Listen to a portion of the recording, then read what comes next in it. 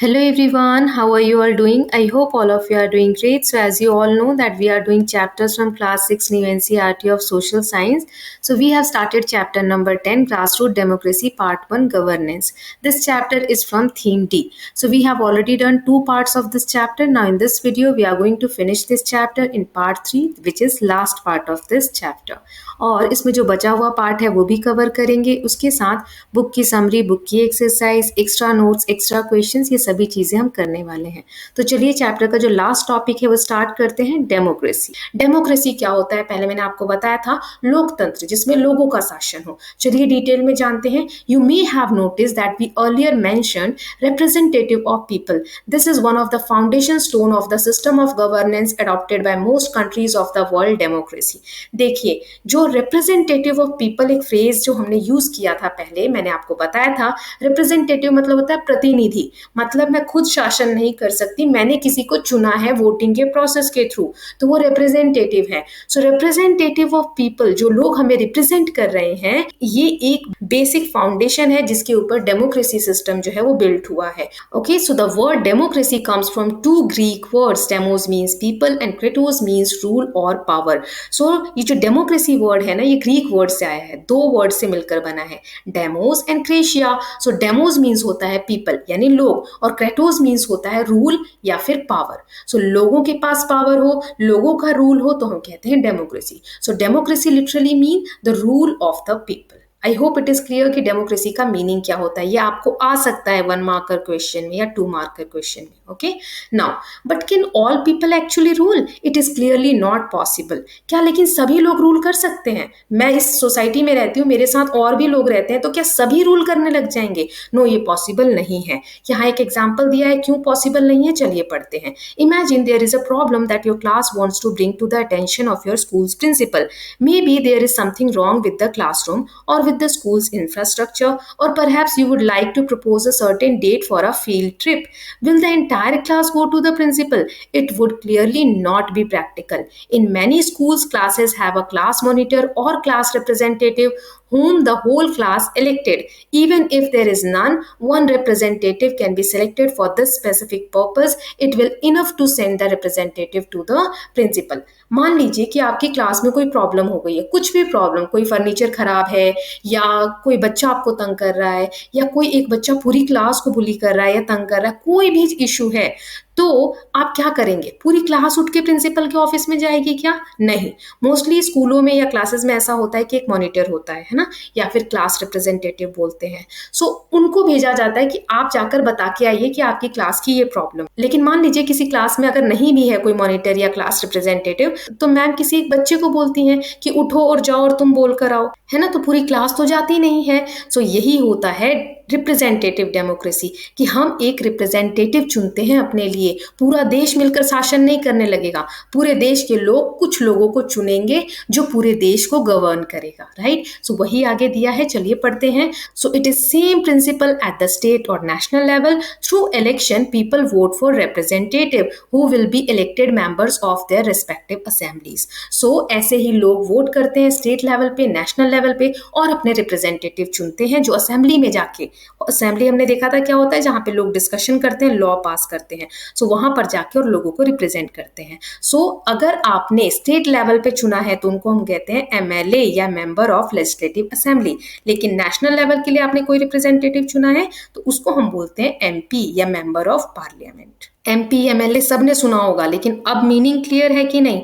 Yes, तो type कीजिए yes comment section में। ओके, कि अगर हमने नेशनल लेवल पे चुना है तो एमपी क्योंकि पार्लियामेंट है, और एमएलए क्योंकि लेजिस्लेटिव असेंबली है स्टेट लेवल पे। Okay, all these members discuss law, problem and solution in the assemblies and through dialogues and debate try to convince each other whenever there are different opinions. So ये सारे मिलकर जिनको हम चुनते हैं ना, ये असेंबली में बैठते हैं, प्रॉब्लम के ऊपर डिस्कशन करते हैं, कुछ सॉल्यूशन निकालते हैं, और फिर सब एक सहमति पर आके चीजों को एक्सेप्ट करके कोई लॉ बनाते हैं या कोई अपना ओपिनियन देते हैं। Now like any modern democracy, therefore India is a representative democracy. It is also the world's largest democracy with some 970 million million voters in 2024. In principle, all Indian citizens above the age of 18 have the right to participate in the election. So India में ऐसे ही हमें क्या देखने को मिलता है, representative democracy, जिसमें representative को चुना जाता है।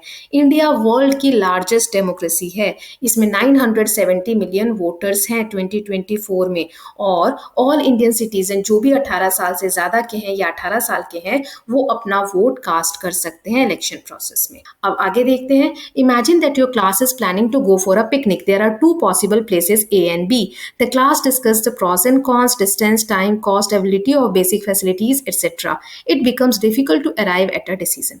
देखिए, आपकी क्लास मान लीजिए पिकनिक पर जा रही है, दो जगह डिसाइड हुए, A या B, इन दोनों में से कहीं जा सकते हैं आप। सो पूरी क्लास मिलकर प्रॉस यानी अच्छाई और कॉन्स यानी बुराई या फिर नुकसान क्या क्या है किसी जगह जाने के, तो डिस्टेंस कितना है, टाइम कितना लगेगा, कॉस्ट कितना लग रहा है, अवेलेबिलिटी है कि नहीं वहाँ पे बेसिक फैसिलिटी की, इन टॉपिक्स को ध्यान में रखते हुए A और B चुनना है। इनमें पूरी क्लास डिस्कशन में लगी हुई है। Now it becomes difficult to arrive at a decision. कोई डिसीजन नहीं आ पा रहा है, तो टीचर के पास प्रॉब्लम हो रही है कि कोई तो डिसाइड कर ही नहीं पा रहा, तो टीचर क्या करेगी? So your teacher decide that voting can solve the problem. यहाँ पर टीचर कहती है कि अब वोटिंग करेंगे, जो A पसंद कर रहा है वो A के लिए हाथ ऊपर कीजिए, और जो B पसंद कर रहा है वो अपनी हैंड रेज कीजिए B के लिए। तो अब क्या होगा? The decision is taken by whichever options get a larger number of raise hand.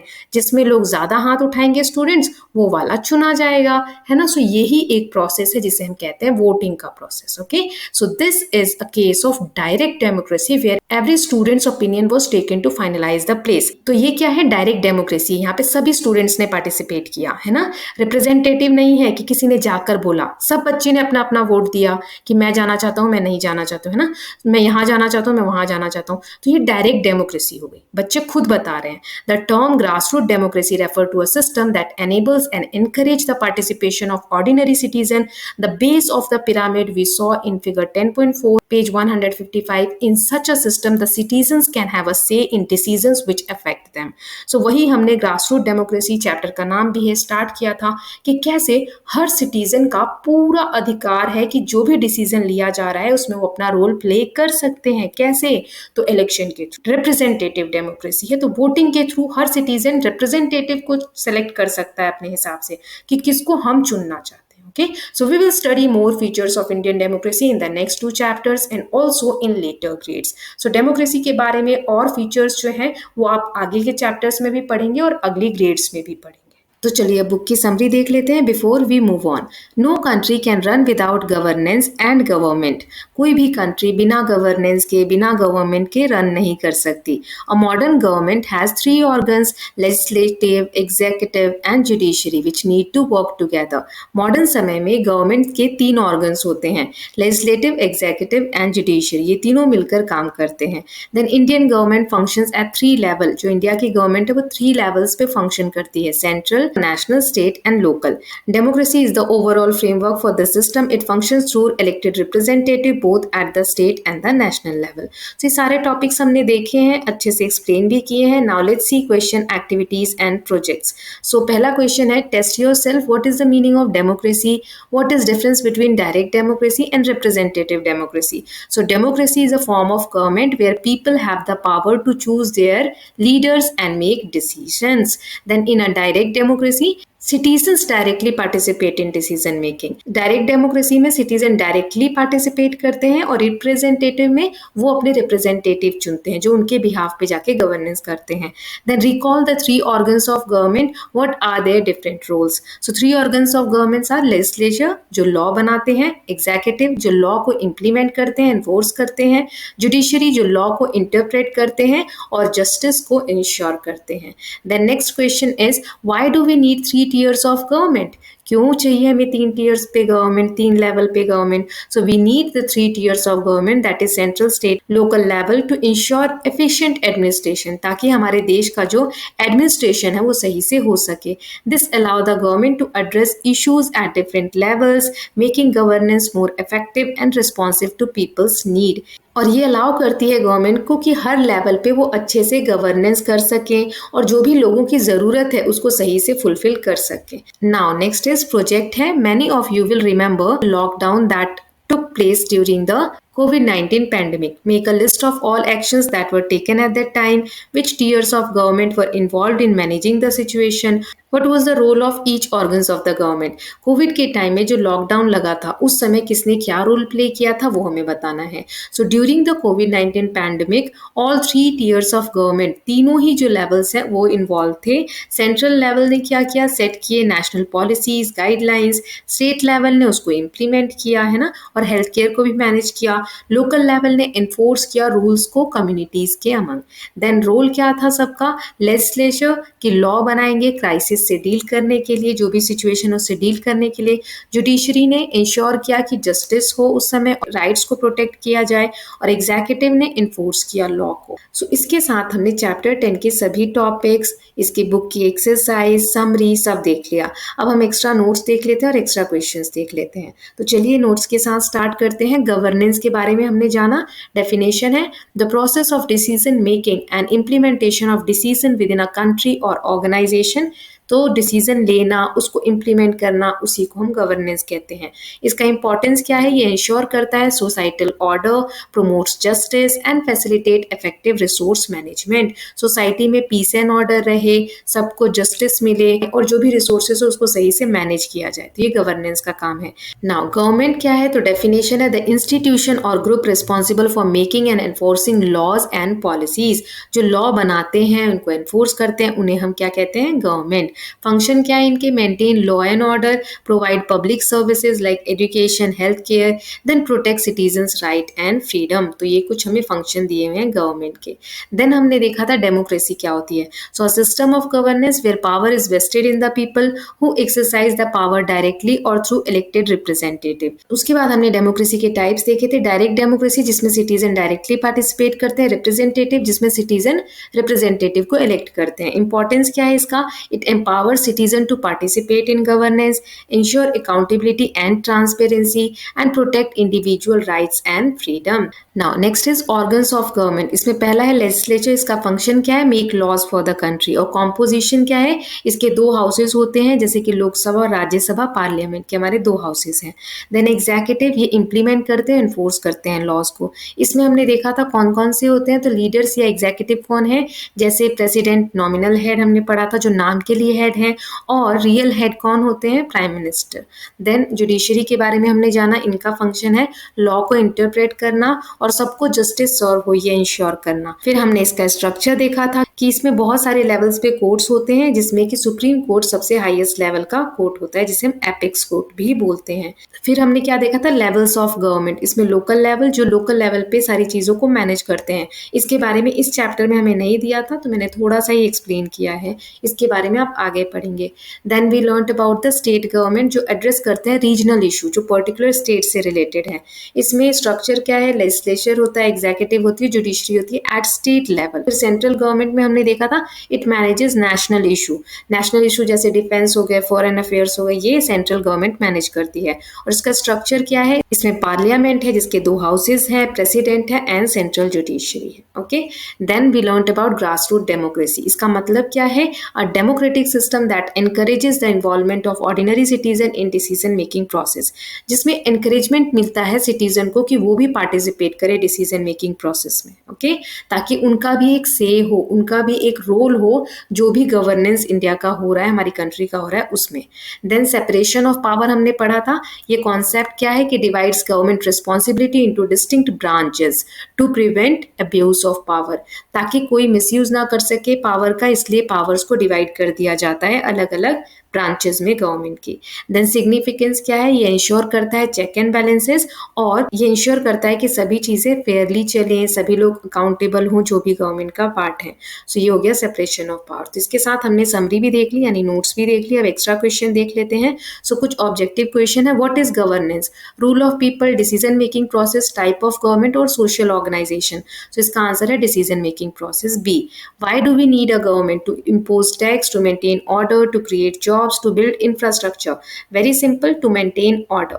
Now next is, what does democracy literally mean? Rule of king, power of the elite, rule of the people, government by few, rule of the people.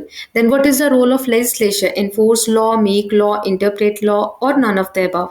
So make law, ये legislature का काम होता है. तो B इसका answer है. Now who is part of executive branch? Executive के कौन पार्ट होते हैं? जजेस, लेजिस्लेचर, मिनिस्टर या ऑल ऑफ द अबव? सो इसका आंसर है मिनिस्टर। मिनिस्टर है जो लॉ को इंप्लीमेंट करते हैं, लेजिस्लेटर तो लॉ बनाते हैं, है ना? So option C is the correct answer. Then what is meant by separation of power? Merging branches, dividing responsibilities, eliminating governments या centralising power? So dividing responsibility, option B is the correct answer. Then what does grass root democracy promote? Dictatorship, citizen participation, bureaucracy या isolation? So answer B, citizen participation. Then who discusses law in a democracy? Citizen directly, elected representative, judges only या appointed officials? So इसका answer है B, elected representative democracy में law को discuss करते हैं। Then what is the judiciary function? Make law, enforce law, interpret law और oversees election? So C इसका answer है, जुडिशरी लॉ को इंटरप्रेट करती है। Then which is not a level of government? Local, state, central और regional? So D, regional कोई government नहीं है, ये 3 लेवल ऑफ गवर्नमेंट हमने पढ़े। Then what is the characteristics of a democracy? One party rule, voting process, absolute monarchy या centralised power? सो voting process, election होता है इसमें, सो इसके थ्रू ही गवर्नमेंट चुनी जाती है।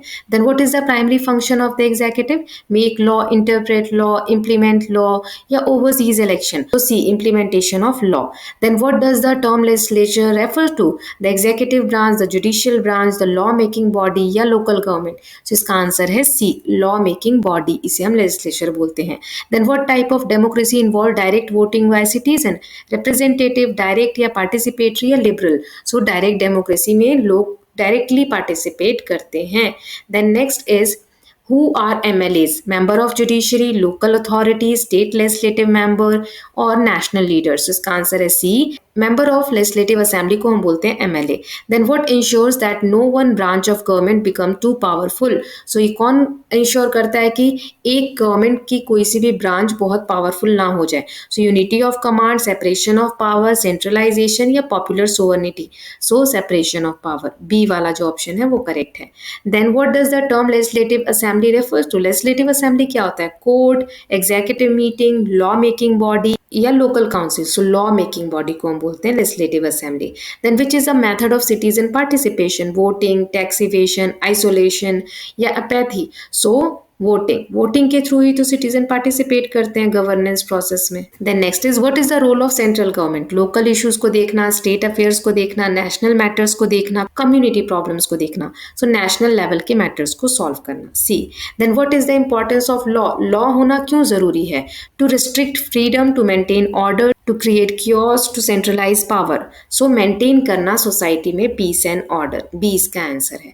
अब कुछ फिल इन द ब्लैंक्स देख लेते हैं। Governance is the process of dash and organizing society's life through rules, decision making.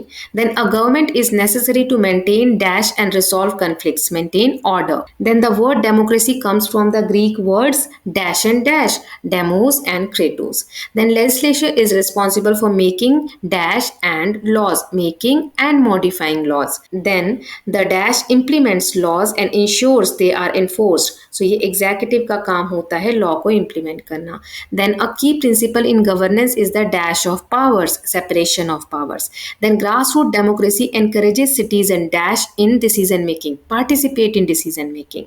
Then citizen vote for dash to represent them in assemblies. Citizen vote for representative to represent them in assembly. Then 3 level of government are local, dash and central. So क्या होगा इसका answer? State है ना, 3 level पे है, local, state and central level.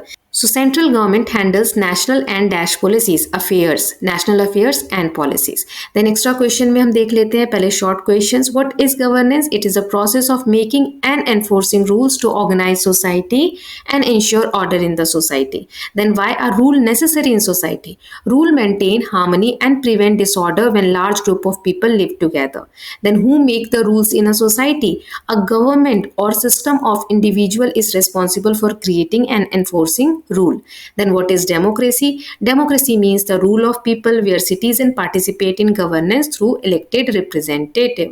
Then what does the term representative means? In representative democracy, people elect representative to make decision on their behalf. They do not directly participate in the governance process. Then what are the 3 organs of government? Legislature, executive and judiciary. Then what is the work of legislature? It creates और updates laws based on the need of society. ये law बनाते हैं या जो पहले से law है उनमें चेंजेस करते हैं जो भी सोसाइटी में ज़रूरत है उसके हिसाब से। देन एग्जीक्यूटिव क्या करते हैं? They enforce the laws and maintain law and order. Then what role judiciary play? Judiciary interprets law and decides whether they have been broken or not. Then what is the significance of election? Election का क्या importance है? So it allows citizen to choose their representative who will make decision for the country. Now अब long questions देख लेते हैं. How does grassroots democracy function? Grassroot level democracy मतलब जो ordinary citizen है वो भी पार्टिसिपेट करे गवर्नेंस प्रोसेस में, यही यहाँ पर कहा गया है। Then what is the significance of 3 organs of government working together? अगर तीनों गवर्नमेंट के जो ऑर्गन्स हैं वो साथ में मिलकर काम करें तो इसका क्या सिग्निफिकेंस है?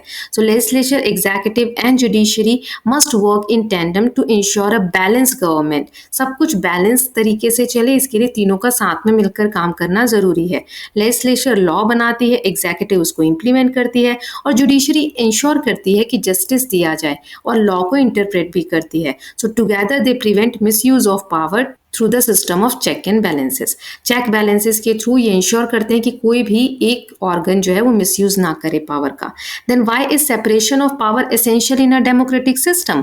Separation of power ensures that no single organ of the government become too powerful. It maintains a system of check and balances, allowing each organ to observe the action of the others. This prevents corruption and ensures accountability within the governance. Now next is what is representative democracy and why is it so practical? So representative democracy involves electing individuals to make decision on behalf of the people. This system is practical because it would be impossible for all citizens to participate directly in every decisions at the national or state level.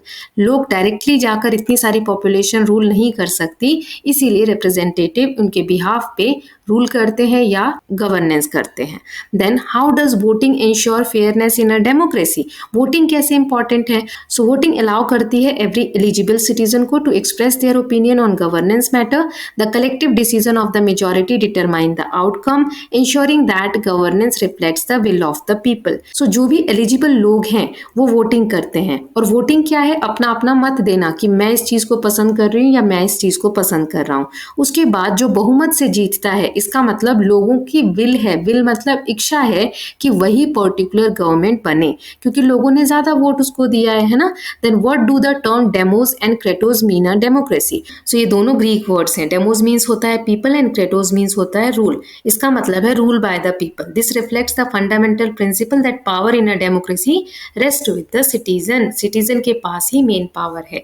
Then what check and balances exist between the 3 organs of government? So हमने देखा था कि सबके काम बटे हुए हैं, है ना। लेजिस्लेचर लॉ बनाती है, एग्जीक्यूटिव इन्फोर्स करती है, जुडिशरी इंटरप्रेट करती है। So if one organ overstep its role, the other have the authority to restore the balance, preventing misuse of power. So कोई भी एक ऑर्गन अगर ज्यादा मिसयूज कर रही है पावर का तो दूसरी जो ऑर्गन है वो बैलेंस को दोबारा से रीस्टोर कर सकती है। Then differentiate between the roles of executive at the central and state level.